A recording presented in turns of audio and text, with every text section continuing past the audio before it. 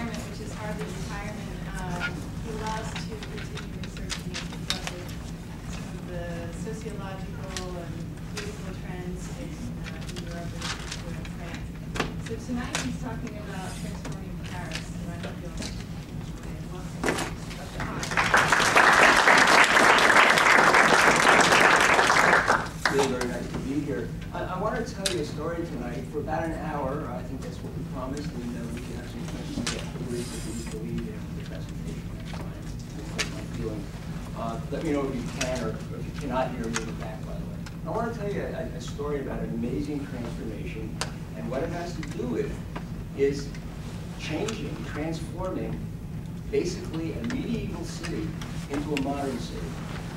And what is amazing about this story is that it all took place, the vast majority of it took place in 17 years. I would defy anybody to change New York or Los Angeles into something almost completely different within that period of time. But what you see on the screen is a principle that I think I've learned sometimes the hard way in life. And Newton had the genius to tell us about it. That is to say that every action is an equal and opposite reaction. So that even if you do something very well and it ends up giving you Paris, the capital of France, a world-class capital, and an absolutely gorgeous city, you may not always get what you bargained for. And that's going to be where I want to lead this narrative this evening. How many of you have been in Paris? Great. Okay, so some of the things you're going to see may be very familiar to you. Here's an illustration provided by NASA and a commentary from me at the bottom. So I think everybody knows what Newton's law is, right? And there are some very common examples: an air wing, a ball, and a jet engine. Or if you've ever had a rowboat or a canoe and you bring it up to the dock and you have 1 foot in the boat and 1 foot on the dock, and you make the mistake of putting the weight on the boat instead of the dock, the boat starts to go this way, your legs start to go that way, and you may be in the water. That's because the two options are opposites. Well, what happened in Paris, and I think where I want to take this discussion tonight, is to try to determine whether this gorgeous city, in becoming gorgeous, and a place that gets millions of tourists every year, made changes that were both deliberate and not deliberate, to the extent that it created another atmosphere and another place to live nearby that was extremely toxic and extremely explosive. As an old teacher of mine used to say in the early days of the environmental movement, Barry Commoner, there's no free lunch. Okay, so that's one of the things we want to look at this evening. Now, Paris before the great architect of change, whose name was Haussmann. I'll introduce him to you in a minute.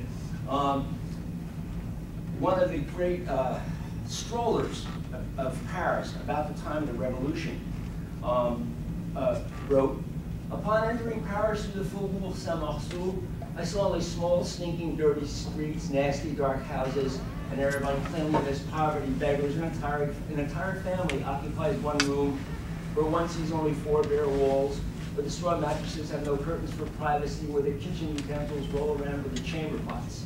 In its entirety, the furniture isn't worth 20 écus, which was worth about 100 francs at the time, not much. Every 3 months, the inhabitants change holes because they are evicted for not paying rent."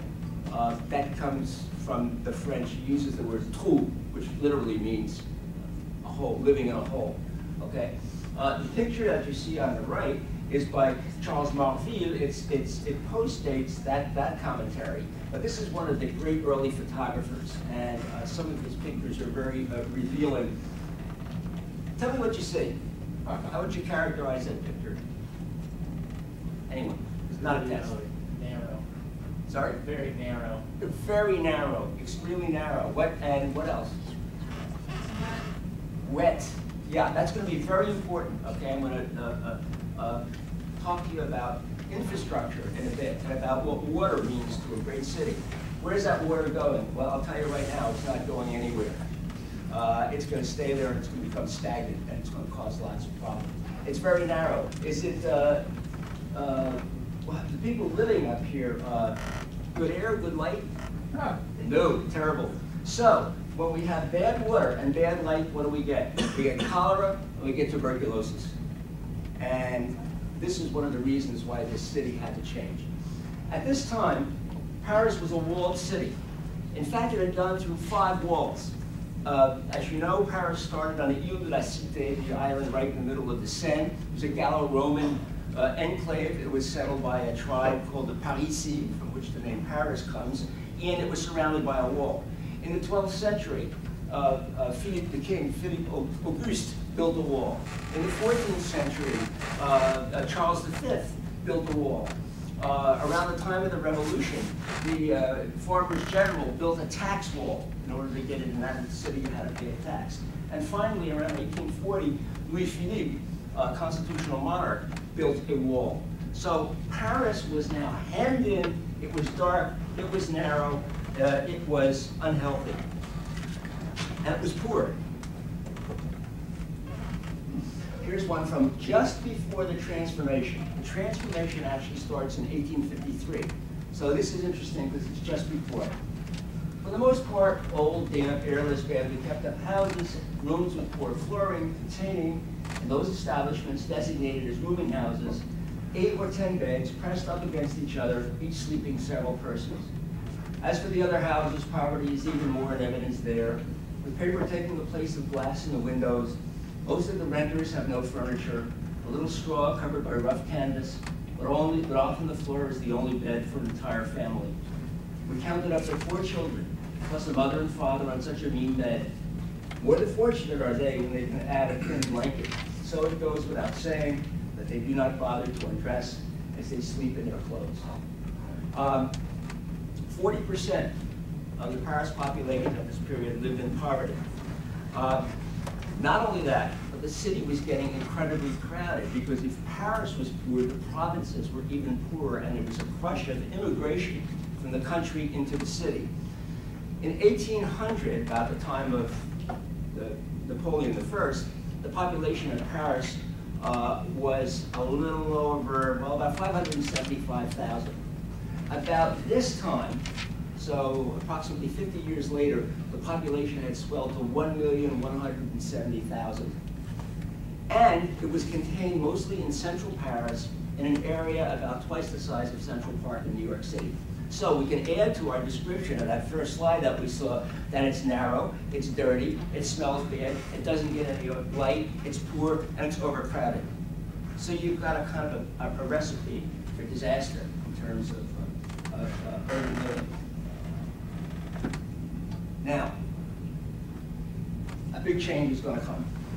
This gentleman is a nephew of the great Napoleon. He's Louis Napoleon Bonaparte, who, through this series of revolutions and counter-revolutions in the 19th century in France, found himself in exile. The Bonapartes were out.